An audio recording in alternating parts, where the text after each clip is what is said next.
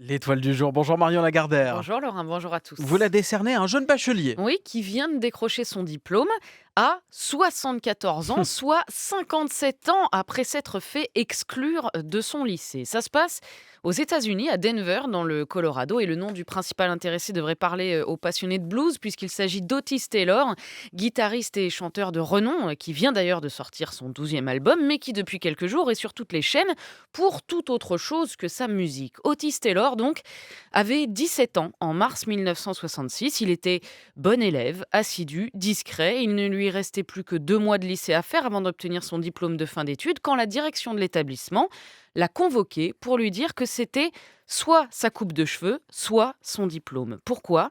Eh bien parce qu'Otis Taylor, le jeune homme, est noir. Il portait, comme ça commençait à se faire à l'époque, une coupe afro, coupe à laquelle le directeur donc lui a intimé de renoncer. Sauf que le lycéen va dire non. Il voulait que je coupe tout en échange de mon bac, explique-t-il à la radio NPR, mais j'ai répondu: je m'en fiche, au revoir, tant pis, je n'irai pas à l'université. En revanche, à la place, je jouerai de la musique. Il a donc été exclu le jour même et immédiatement, il s'est lancé. Il va d'abord jouer pour les autres, de la guitare, du banjo, de l'harmonica, avant de sortir ses premiers albums, de décrocher ses premières récompenses. Un meilleur album de l'année du magazine Downbeat en 2002, meilleur interprète pour Living Blues en 2004. Et puis, au fil des ans, plusieurs lois antidiscrimination sont passées, notamment l'an dernier, le décret Crown, qui interdit toute discrimination en fonction de la texture de cheveux, décret qui a été adopté par une vingtaine d'États, dont le Colorado. Et je pense, explique Taylor, que mon lycée a voulu réparer une injustice. Effectivement,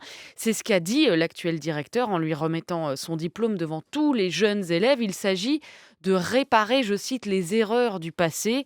À la fin, Otis Taylor insiste sur le fait qu'il accepte cette réparation, mais qu'il prend tout ça avec beaucoup de recul. Toute sa vie, il a chanté les discriminations, le racisme, il a chanté ce que c'est que d'être un homme noir aux États-Unis.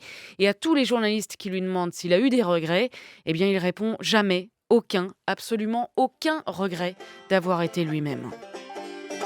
Raining fire over the ocean. Another madman done struck again. Sitting down here, far out of shelter. Thinking about the people. Long time ago. Renaud Dely, c'est donné ce matin. Hein. C'est Charles Aznavour.